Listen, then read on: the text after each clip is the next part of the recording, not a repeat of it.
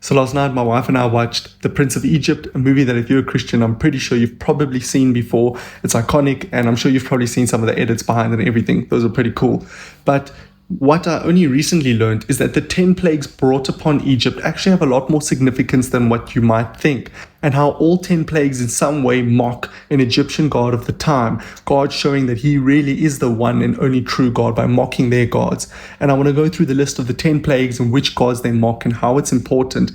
And just bear in mind, I'm not Egyptian, so I might butcher the pronunciation of some of these names, but this is just for curiosity's sake. So the first plague, turning the Nile to blood, was a mockery of the Egyptian goddesses Hapi and Osiris, which were the symbol of the life cycle, especially the river Nile being the source of life in Egypt, and mocking them and their life cycle. The second plague, the frogs, was a mockery of the god Heket, the god of fertility, which was depicted with the head of a frog.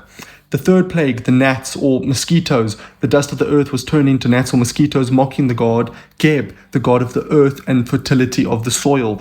The fourth plague, flies, mocks Khepri, associated with rebirth and insects. The fifth being the death of livestock, mocking the god Hathor and Apis, both depicted as cows and a bull, and they symbolized fertility. The sixth plague, boils, a mockery of Sekhmet, the goddess of healing. The seventh plague, hail, fiery hail, mocking the god Nut, the goddess of the sky. The eighth plague, locusts, were a mockery of Seth and Neper, the gods of grain and the god of chaos and destruction. The ninth plague, mocking their most probably important god, Ra, the sun god.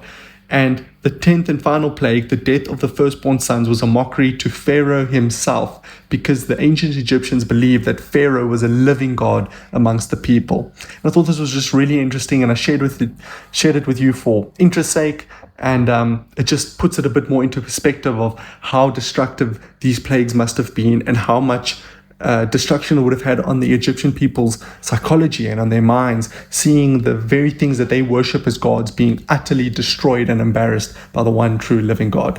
So until tomorrow, God bless.